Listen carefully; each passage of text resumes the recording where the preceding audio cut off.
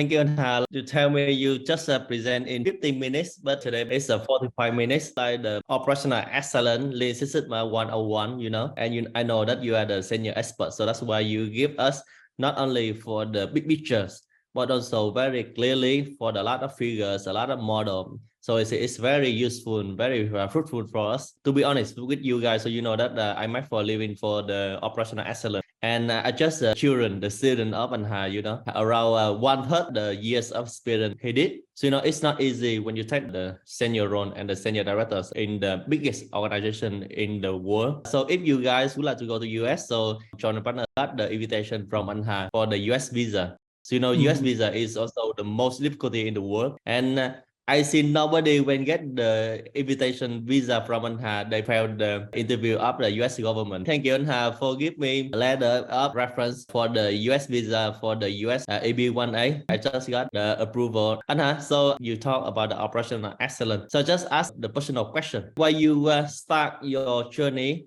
start your career with the operational excellence, and how can bring you as a global expert and the senior directors of the biggest organization in the world. So you can share a little bit about your experience to the audience today. So thank you for asking that question. I was trained as an engineer. I was a mechanical engineer, so I kind of design, build products. And I was always a good engineer. I actually went to Lê Hồng Phong, if you're probably familiar with Lê Hồng Phong. I was in that school. So I went out and got an engineer, got a job there and working for about 7 years. Then I went back and got my master's degree. This is like 40 years ago. I'm at the end of my career now. At that time, I went back to my master's degree in management science, which is offered to the College of Engineering. And at that time, statistical process control is pretty big and everybody, it's kind of crazy about statistical process control.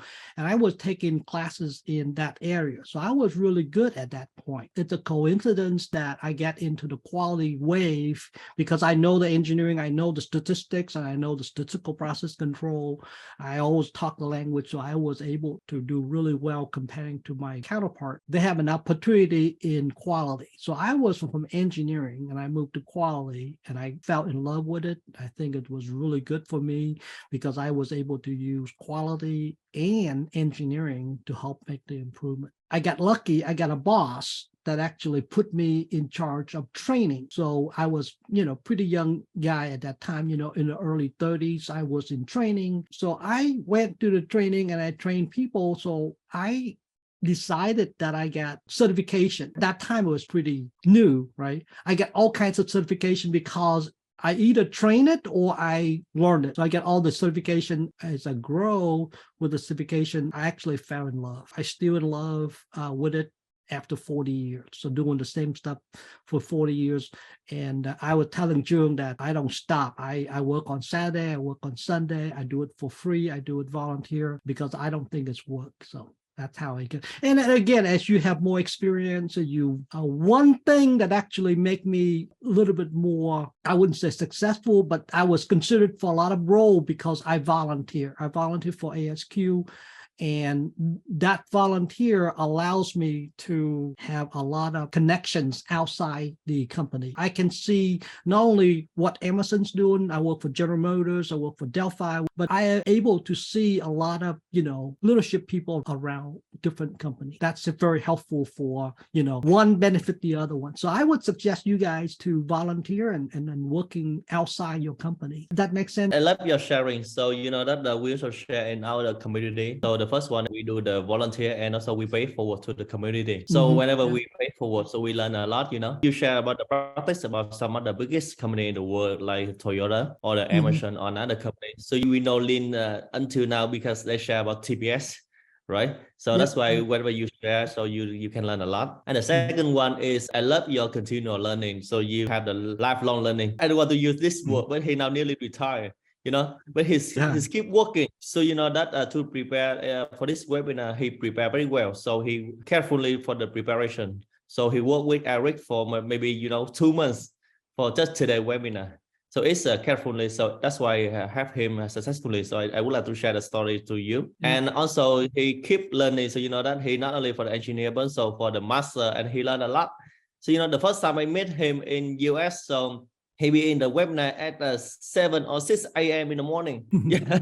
So a lot of young guys come to the webinar around 9 to 10. And when they go to the ballroom, so you see that a lot of old people, maybe more than 70, come to the seminar.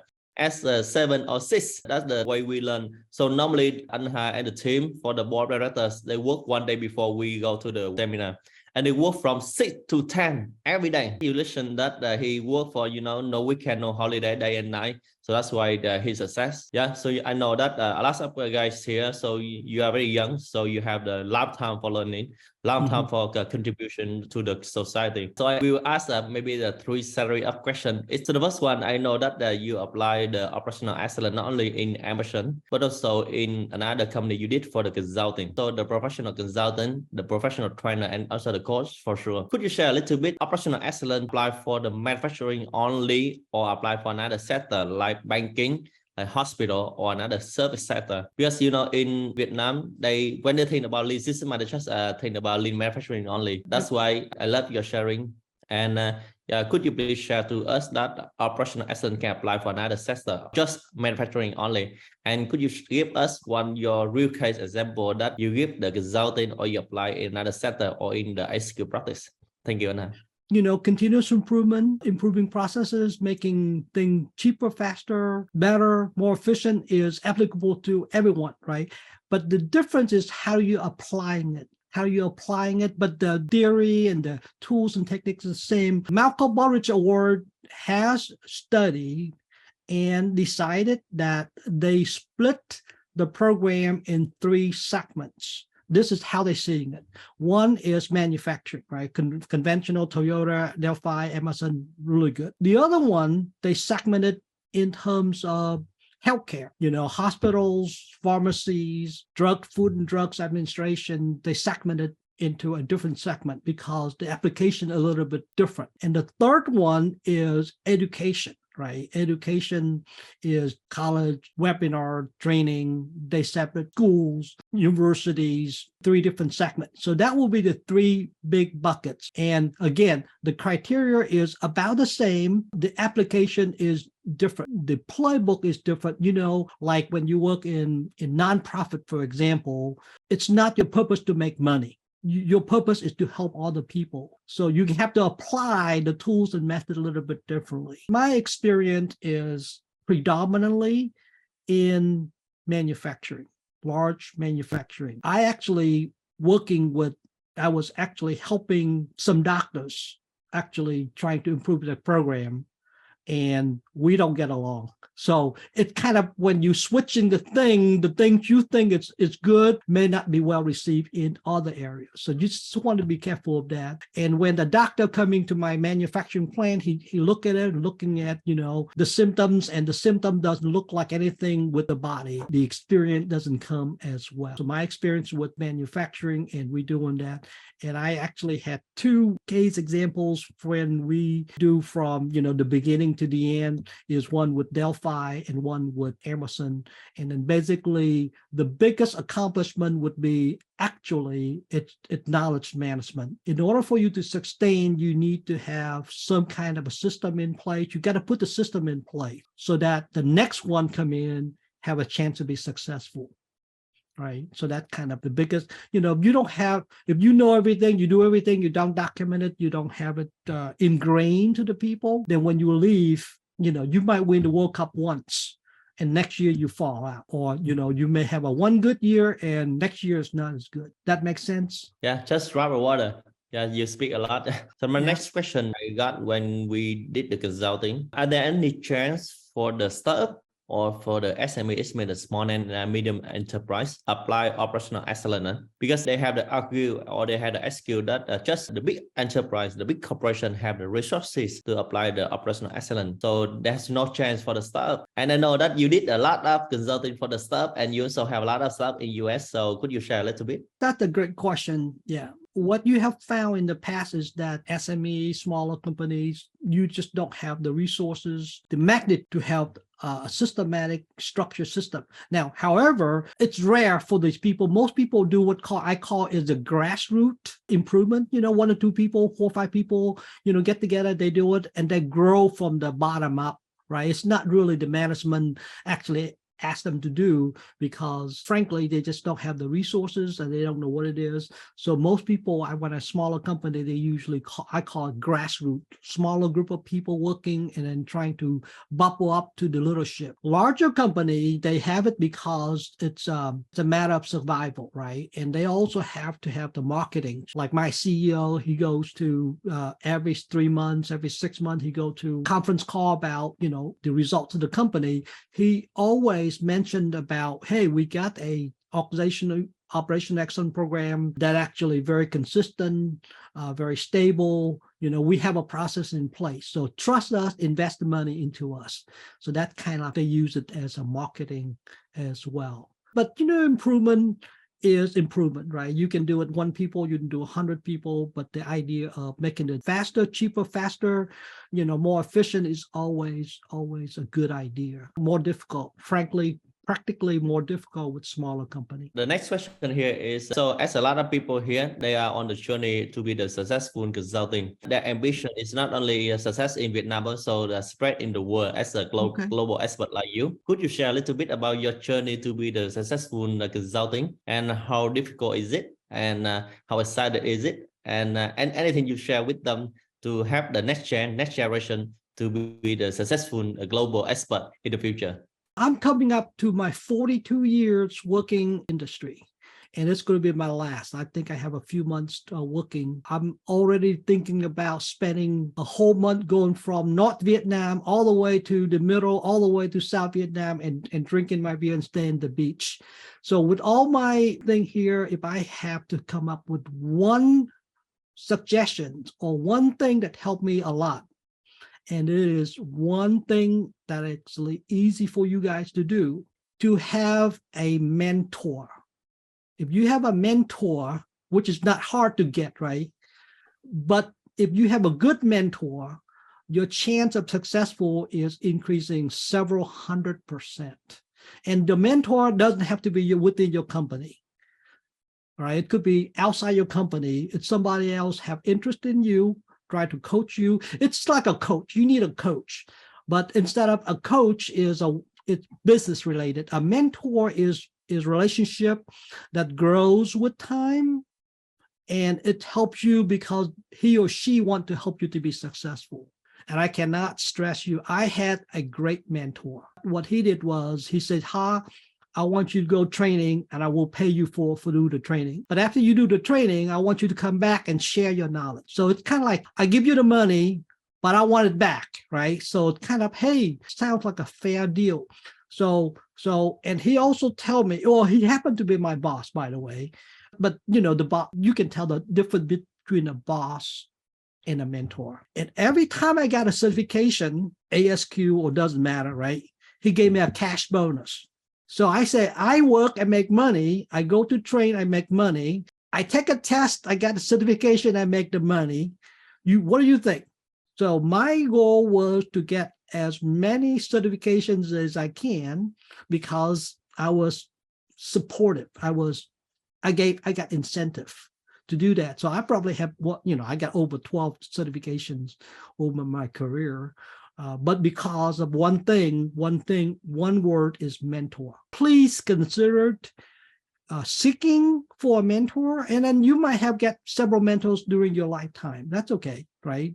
Not everything is going to work out, but that would be, and how do I get to this one here? I think it just snowballs, right? Snowballs means, you got one, you got opportunity, you got one, you get a bigger one, you got an opportunity, you got a bigger one, you got another opportunity. Now I see working with John&Partners and helping or coaching or sharing my knowledge with the Vietnamese young developing professionals. To me, it's an opportunity of a lifetime. I don't think I would get another chance 65 years from now. This is a great opportunity working together, right? You need something, I have a need, you have a need, we work together. I think we all be successful. Thank you, anh Ha. So for me, I also had a mentor. So I always have the mentor. So as I start with my career, every time, so we have the mentor and we can train the mentor. So anh Ha also right now be my mentor. So, it's very difficult to have the people who understand you, and they need to confirm that, okay, it's good, you can keep going, or it's not good as my experience. So they make for the living already. Okay.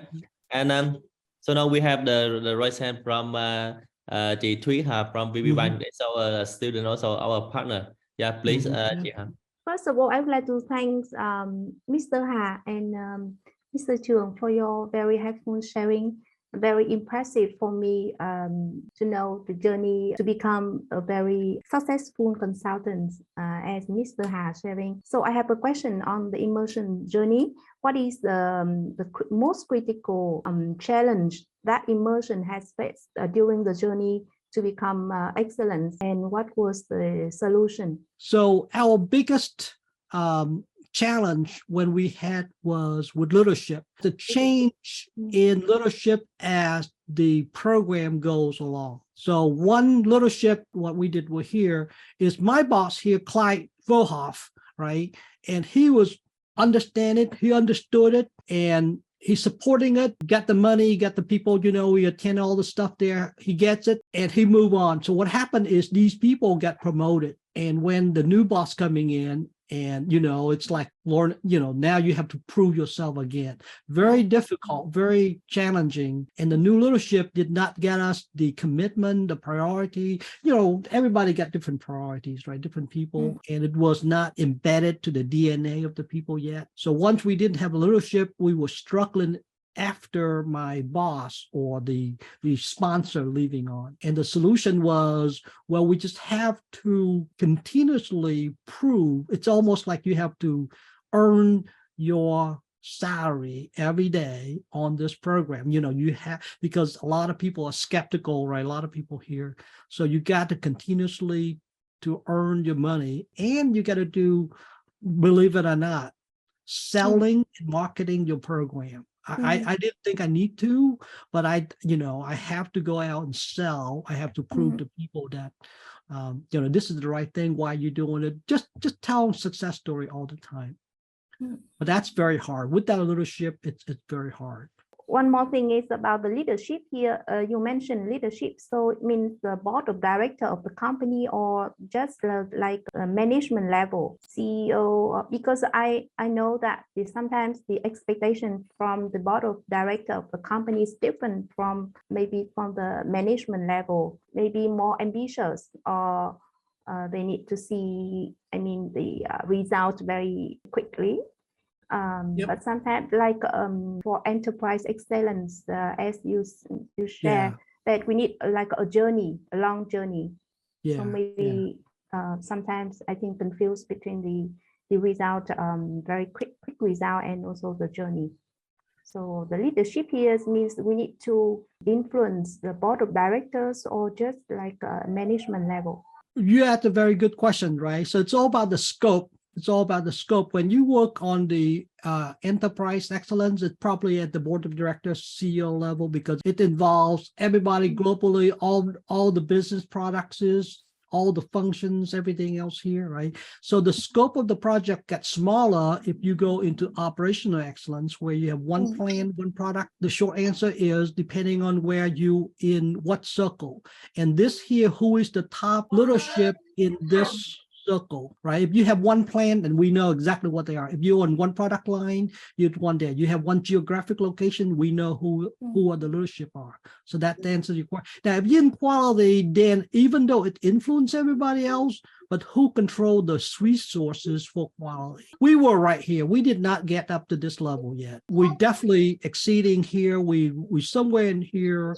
We not near where. Okay, Anha, so I got the question in the chat box that they asked about how can you learn a lot, how can you grow a lot. So could you share a little bit for your lifetime experience, how you learn a lot of things, how you learn fast, and how you can remember, and how can you apply for your living? I feel lucky that, a lot of things fall into my place, but I chose, this is my preference, I chose to be an expert in a smaller area.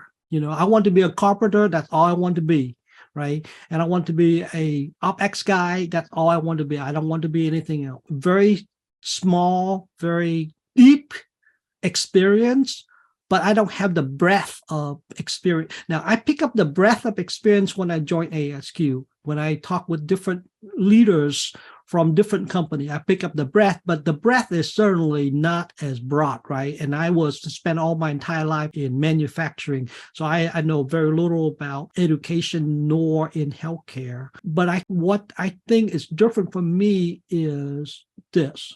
I went to Disney World with my family. And guess what book I carry with me? Statistics. My wife and my children went to some rides that I couldn't ride. I would sit in a beautiful Orlando Disney World. I was reading statistics. So the point is, I think it's just a love. Yeah, I just love this stuff. I don't consider it work. I don't consider what I do is working. I think it's fun. So if you got that kind of, you choose what you want to do and you get really good at it. And then not everybody's going to pay you for that, your skill set, right? Not everybody, because, if you need a plumber and then you're a carpenter, well, we're not going to hire you. But whoever need a carpenter, they're going to hire me. So that's kind of my take.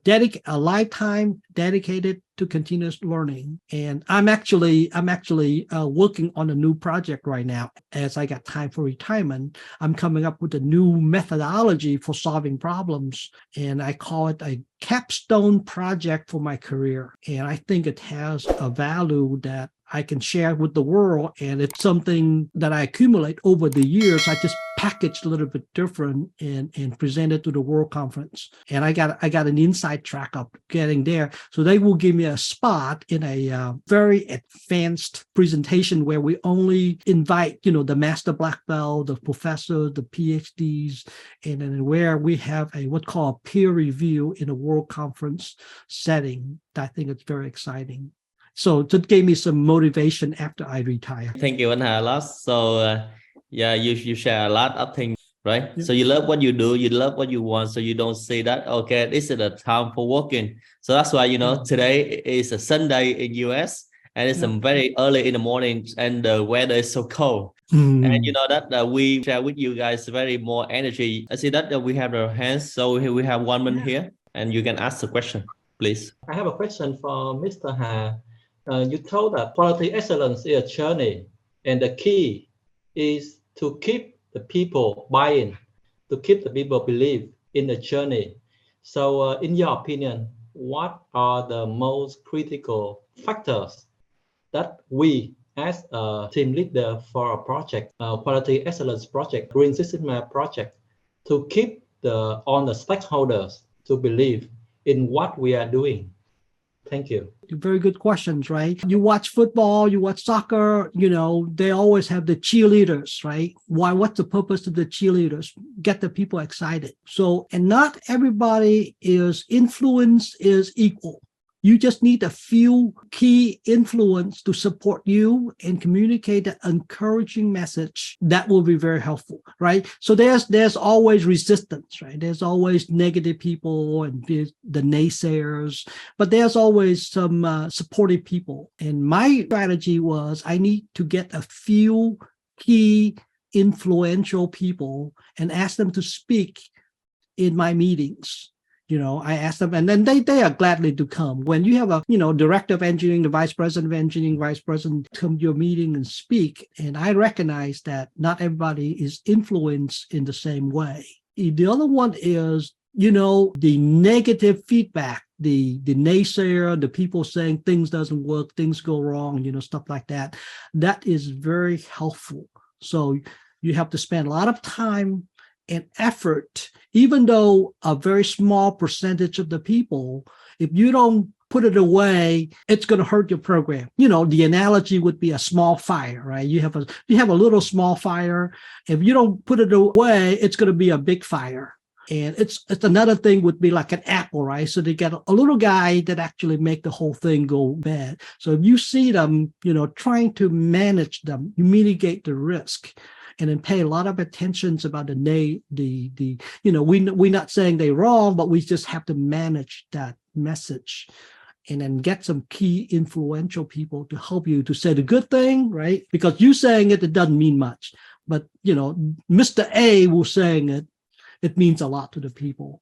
And also when you ask them what is in for them, everybody was asking what's in for them. For me, learning and growth is a huge motivator factor for me. If I got on this program, I knew one thing for sure, I will get trained. I would have a chance to practice. Not only I'm doing it, I have a chance to practice. And after I get my skill set, guess what? I'm more promotable. So what is inside the people, and then most people having another thing is they want to make meaningful impact to the company. So you get the people on your project and ask them to work on meaningful projects. That's the mental reward, right? The physical reward means you get more pay, more salary, more promotion. You can quit your job and make, a huge salary. So the mental would be, do you make meaningful contribution to the company? And you ask 5 people, you probably get 6 answers. But it's like feedback, right? You get some, and then you will decide which one you want to keep and which one you don't, right? You're smart enough to know, hey, 80% is good enough. The other 20% is like marketing. You can always say, hey, people want to sell you something. And we have the hand here from Nguyên Ho. So please raise your voice. Thank you so much for coming today and sharing all your insights to the industry. I do have a question regarding just the future trend of the industry. So now that you mentioned earlier in the enterprise excellence that it helps with the company resilience, and one of the key part of it is the human part, where it's enthusiasm in the employees. Recently, we've been seeing artificial intelligence like Chat GPT being introduced that's capable of replacing entry-level employees. Do you think this would change how we defined this industry, as well as how might we conduct it in the future, especially for college students who's about to graduate? AI is a new topic, and I think it's grown tremendously important. My project that I was doing here is actually using AI to detect non-conformance and failures or errors before it's happening. We can collect the data and having the program to figure out that actually abnormal. So the question is, it's very interesting. I think we just don't know what we don't know, but certainly it's something we have to pay attention. Now, ASQ didn't go to AI, but they went to what called is the Quality 4.0. It's about big data and data analytics, and didn't specifically talk about artificial intelligence like Chat GPT, but is interesting. And I just don't have a lot of experience in that. I know one of my project that I'm using, big data set. I use different advanced statistical tools to recognize the unique patterns of a defect and predict them before it's happened. You have a error and a failure, stuff like that. It goes into different sequence. You can detect it early, like cancer, right? You can detect at level 1, then you can do something with it. So I think it's going to be an emerging topic. So we have to pay attention to it. And then for the training, if you got experience, if you need to have some kind of a training in big data, big analytics, what are the software to do on that? That would be to your advantage to stay up, to stay on top of it. Thank you, Anh Ha. So if you guys can recognize here, so you see that a lot of experts, so they are too old, but they catch up very quick for the new trend. Especially for the technology here, So that's why you see that when you keep continue for the learning, you keep growing and you keep sharing into the community and you learn from each other, from another one. So that's why you keep in the love. So that's why I love when I talk with the expert in the ASQ community. Most of them catch up everything in the new technology, Yeah, so they don't want to lag behind. So that's why they keep growing, keep fasting. So we're very easy to discuss. So that's why when you have the background, you have the same background in the learning. So that's why we love continuous improvement. We are the green belt, we are the black belt, we are the master black belt. So it's very easy for us to keep up anything new. So you see that everything new happen outside here. So it's grow and you have the new thing every day. So you keep learning so you can catch up. That's one. So I think that we learn a lot if you recognize here from Anh Ha. So Anh Ha also catch up very quick for the ChatGPT. Okay. So Anh Ha, it's my next question for you. So you see that we have the term too good to be true. There's a question: what is the quickness of operational excellence What's the right side? Not everything is good about operational excellence. You can share to the audience here. When you say about operational excellence, it's about the mindset. It's about the culture. It's about the thought process, about being better, faster, cheaper, more efficient. So the theory is good, right? The theory is good, but in reality is this: do we get value from, what's the rate of return? How much money I put in, how much money I put out? You sell me a good story, everything looks good, but in reality, it's a 10% return on investment or it's 200%. So sometimes we pay a lot of people for training and getting good at this here, but when they get the training, they don't apply. They probably apply for one project, they get a certification, they hang on the board that, hey, I did this and I don't do it anymore. It's like my son is playing piano. He go to the teacher, right? We pay the lessons, he go home, he doesn't practice, right? So what happens to when he doesn't practice? It's gone. So I got caught from the piano teacher said, if your son doesn't practice, I don't want him anymore. So because the value you get back is not as much as the value you put in, that would be the bad thing about enterprise excellence. And also I think another name is people look at different lenses. Everybody got different perspectives. And then you look at the same thing, but at, the front and the back, you see different things. And people will say, this is not good value, this is bad thing. But if you look at the right lens or right direction, it's a good way. We have to ask, we talking with the same context? Sometimes they both, correct, right? One good example would be 5 blind men looking at the elephant. They're all correct. They're all correct at the smaller level, but in terms of a bigger level, they're not correct. But they're all correct in some sense. That just what is their lens?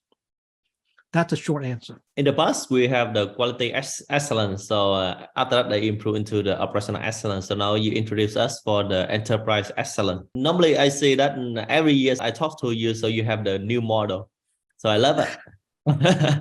Yeah, so that's why we keep the spirit and the mindset for the continuous improvement. The Baldrige model is very consistent over the year. This Baldrige model here, every 2-3 years, they change this, upgrade it, make it more relevant, right? But it's been there for, several decades. So if you use this model, it's a good model. It has all the elements. It has all the documentation. It has the playbook. So, why start from scratch? This is a good model. It's big, but you can now select it. You can focus on one plan, one geographic location, one business, one technology, right? So that will be helpful, but the framework or the model is the same. The circle is just the scope, right? The levels, the scope. But the elements is the same, right? It's kind of the methodology. We still use lean, we used to do Six Sigma, we used to use problem solving, doesn't matter where, right? But this here, I'm solving world hunger. Here, I'm solving, bánh mì cho sáng nay, that's all I need, one mũ ổ mì thôi. Rồi, this is the world hunger. Thank you, Anh Hà. So I think it's very helpful for a lot of CAC people here. So you see that on way, the professional consultant, they have the model, not only based on experience, but based on the model, but they improve the model every day. So the Baldrige is also the very nice model you can learn about this.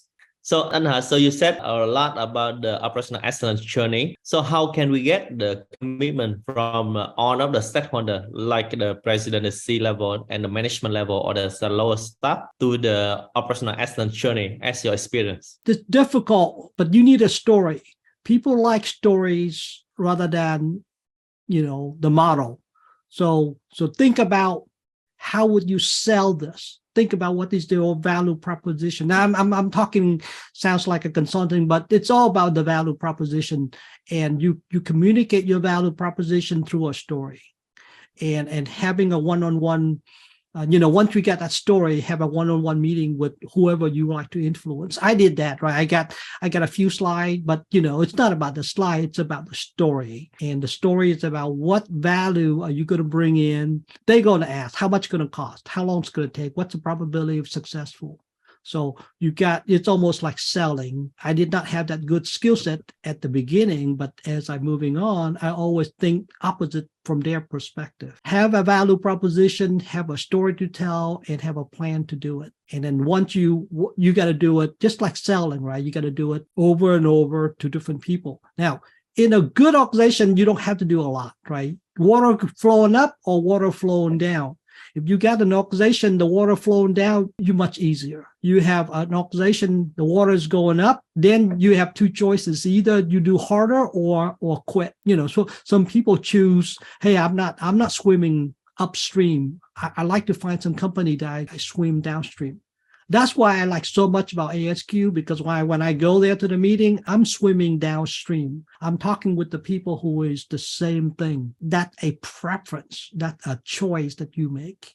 Sometimes you have to sell to somebody, but you got a choice, choose something that, have a better chance of being successful. The good thing is that if you have a training experience and you can take a test in ASQ will give you a certification, and it's very well recognized worldwide. I can help you with, the preparations and all the stuff like that with that. So, or any kind of advice. There's a lot of people trying to sell some stuff for money. I am not making any money, but I think I can help you with, how to be better prepared for taking the class. It helped me when I was young, right? When you was young, there's no differentiations. Everybody got a bachelor degree in mechanical engineering, right? They all have a bunch of group. They all have the same degree. So how can I tell which one is different or better than that group? So the certificates or certification at the early age is more powerful, right? After 40 years, I applied for a job. They don't even check my degree, So that's just a different in time. But at the beginning, the certification is meaningful. And you might want to think about having your, degrees or credentials and again, ASQ is not the only one, but you can have a bunch of different credentials, which is recognized. So I do agree with you for the certification and for the credential. And maybe we invest one time, but it's meant for living for the lifetime.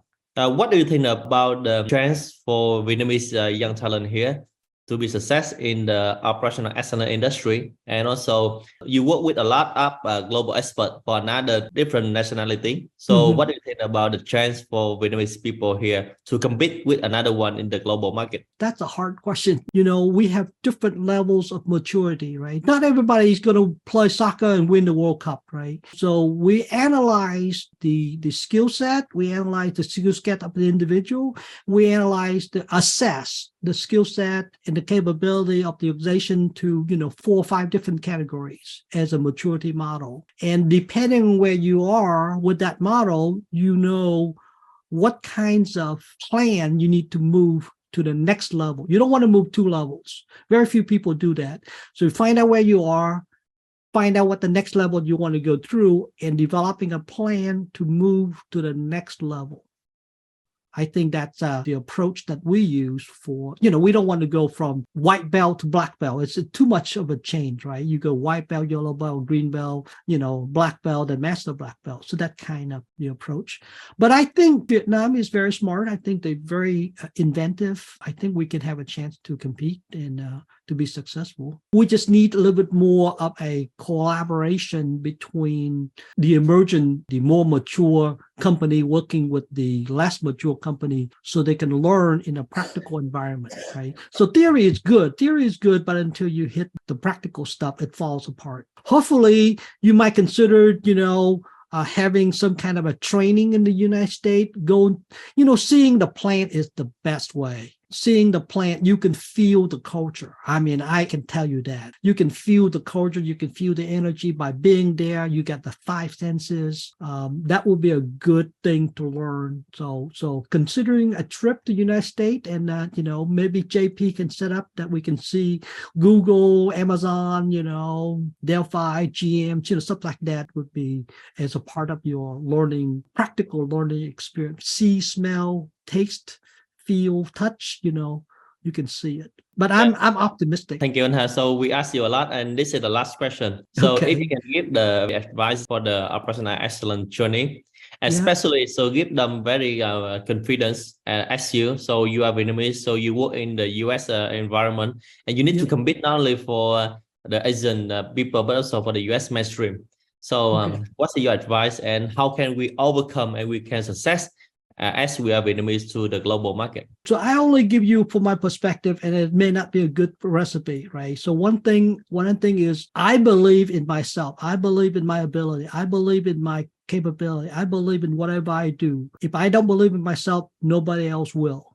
So with that mentality, I come in with confidence, with planning and preparation, but I know I will be successful. And that is the mindset. It's not, maybe I got proven wrong, but I fall down, I step back, I do it again, I try harder. So believe in yourself is a mindset. It's imperative. If you don't, you think you're going to fail, you're going to fail. And if you think you're going to be successful, you may be successful, but you might fail. But you believe you're going to fail, you're going to fail. And that mindset has to be continuous. You just, as you grow to different roles, different responsibility, things could be more difficult. You're going to fail more as you're not familiar with it. But believe in yourself, because you don't, nobody else will. Okay, thank you, Anh. So it's a very good advice. I do believe that we can do it. So that's why mindset is the top of the ladders in the operational excellence model, and the way we also approach from the mindset.